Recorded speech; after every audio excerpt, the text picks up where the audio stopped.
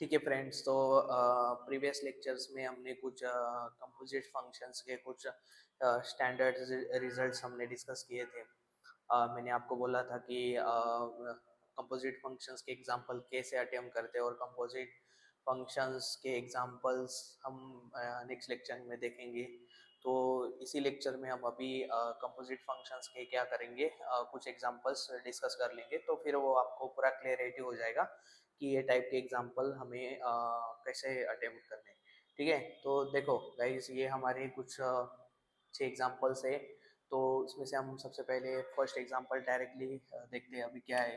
तो देखो guys friends, अभी ये रहेगा आपका पहला example, e raise to 2x dx। देखो गाइस, तो मैंने आपको क्या बोला था कि जो भी टर्म रहेगा आपका, जो फॉर्मूले में टर्म दिखेगा और फॉर्मूला छोड़ के जो भी एक्स्ट्रा टर्म रहेगी उसकी हमें क्या निकालना है, ये रीडेरिवेटिव। ये कौन बोलता है, ऐसे क्यों की करते हम ये? As per the definition of composite function, integration of composite functions. ठीक है।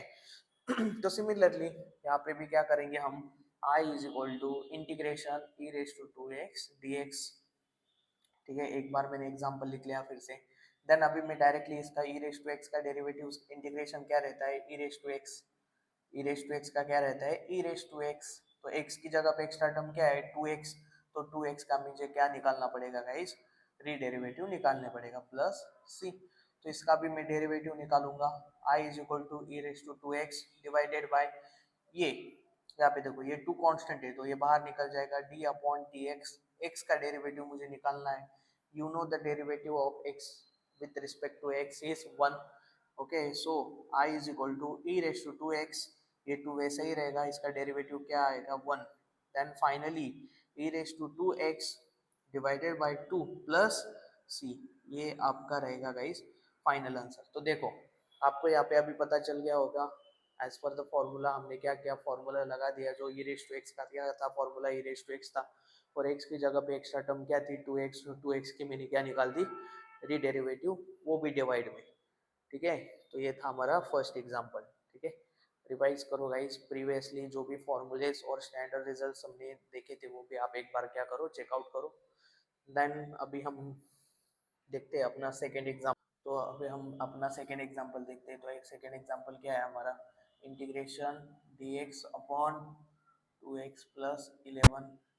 तो ये अपना है गाइस अपना सेकेंड एग्जाम्पल। तो दिख रहा होगा आपका, आपको ये 1/x का फॉर्म है।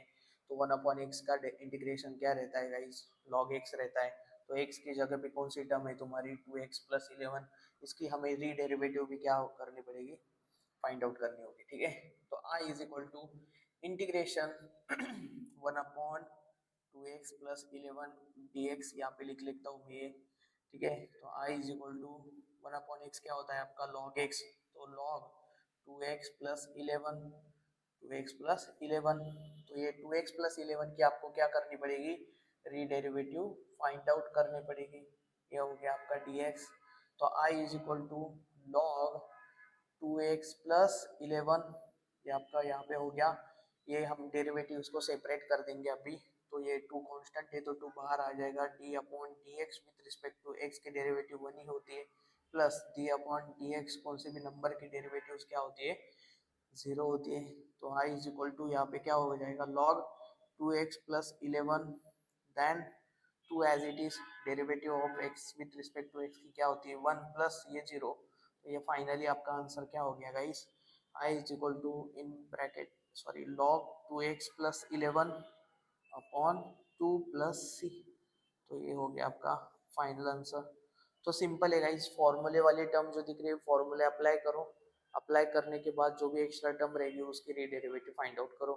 ठीक है, तो ये था आपका। ठीक है गाइस, तो ये सेकेंड एग्जांपल। तो थर्ड एग्जांपल आप देख रहे होगे वो एज इट इज सेम है।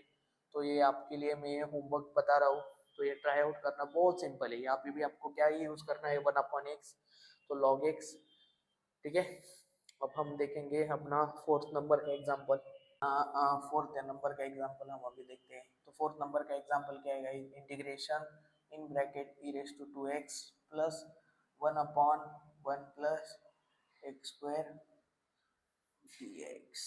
ठीक है गाइस, तो ये अपना सेकेंड एग्जांपल है, सिंपल है, पॉजिटिव का सिंबल दिख रहा है तो हम इंटीग्रेशन क्या कर देंगे, सबसे पहले सेपरेट कर देंगे। तो आई इज इक्वल टू क्या हो जाएगा, integration two two x d x plus integration one upon one plus a square d x. आपको पता होगा one upon one plus a square मतलब आपका टेन इनवर्स एक्स होता है, ठीक है। तो आई इज इक्वल टू इसका इंटीग्रेशन हम निकालेंगे, ई रेस टू एक्स का इंटीग्रेशन क्या होता है, e raise to x.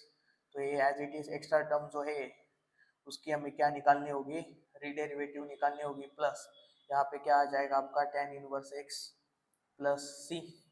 One upon one plus a square क्या होता है आपका टेन इनवर्स एक्स होता है, तो डायरेक्टली मैंने यहाँ पे अप्लाई कर दिया।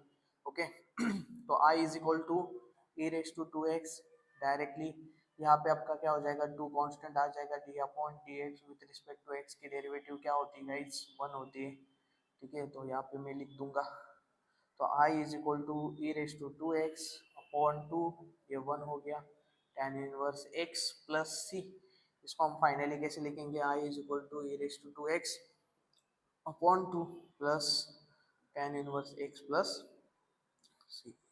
तो ये आपका सॉरी तो ये आपका था सेकेंड एग्जाम्पल, सॉरी फोर्थ वाला एग्जाम्पल, ठीक है। एकदम सिंपल है, जो भी टर्म दिख रही है वही उसका क्या फाइंड आउट करो, रीडेरिवेटिव फाइंड आउट करो। तो ठीक है गाइस, अब देखते हैं हमारा फिफ्थ नंबर का एग्जाम्पल।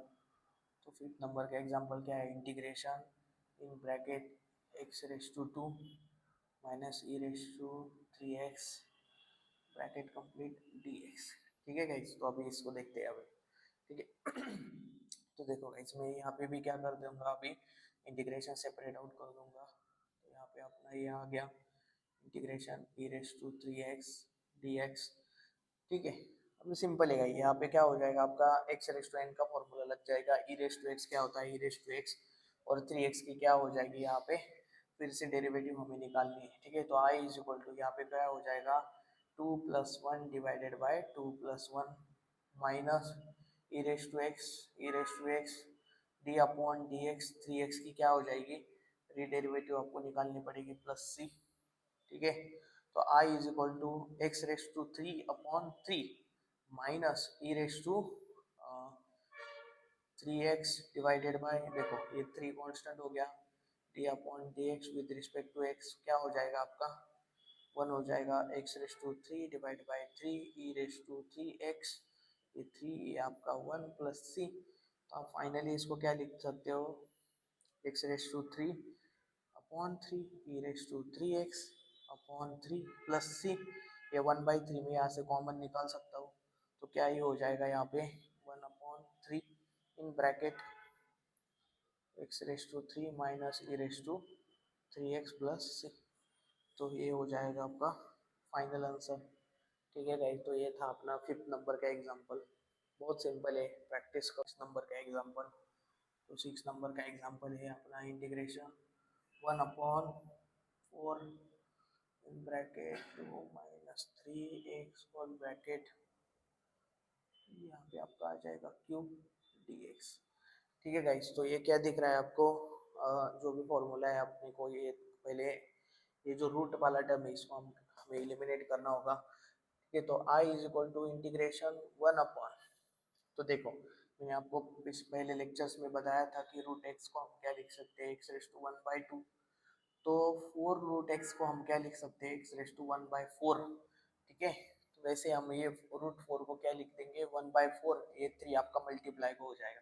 तो ये टर्म क्या हो जाएगी यहाँ पे two minus three x whole bracket raise to three by four d x से हम क्या लिख सकते हैं, और आपको पता होगा ये laws of indices, a raise to minus n को हम क्या लिख सकते हैं, ए रेस टू एन लिख सकते हैं, ठीक है ना।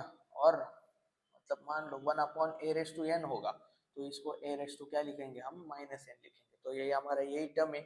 तो एन हमारा थ्री बाई फोर है तो हम ऊपर लिखेंगे तो उसको हम क्या लिखेंगे, माइनस थ्री बाई फोर।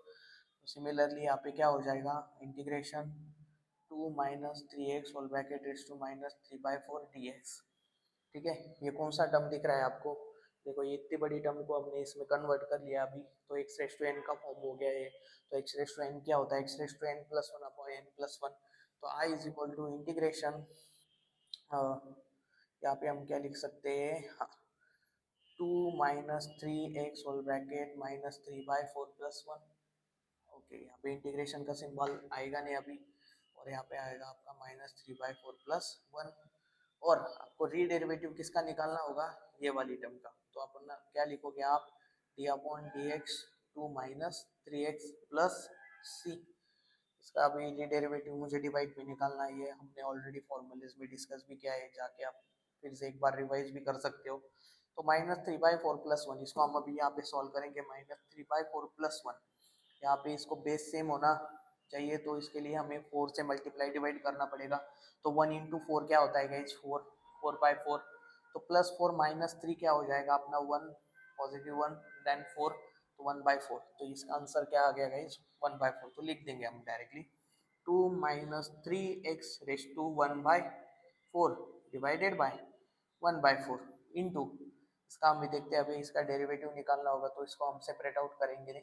तो d/dx, अभी देखो गाइस, d/dx नंबर की डेरिवेटिव 0 हो जाएगी, -3x की डेरिवेटिव 3 है, कांस्टेंट है -3, तो हम एज इट इज लिख लेंगे।